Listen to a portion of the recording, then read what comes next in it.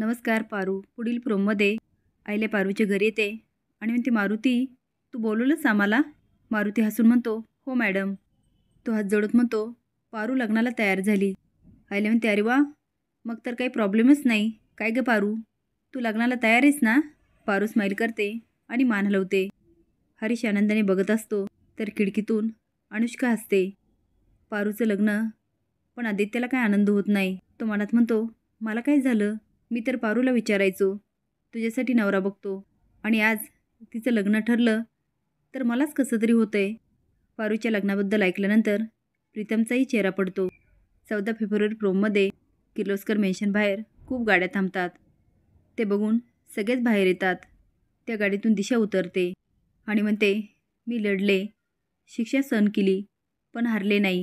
दिशाला बघून सगळ्यांच्या पायाखालची जमीनच सरकते. दिशा म्हणते, मी आली आहे, आणि पहिल्यापेक्षा जास्त ताकदीने आली आहे. आता आयल्या आकरून बघत असते आणि पारू आयल्याकडे बघते. आदित्य आणि प्रीतम म्हणतात, दिशा? आयल्या म्हणते, ही तर जेलमध्ये होती, सुटली कशी? अनुष्का तर शॉकून बघत असते आणि मनात म्हणते, ही का आली?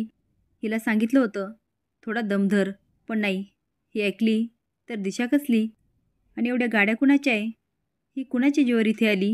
अरे देवा, आता हिला कुणी नवीन भेटलं तर नाही ना?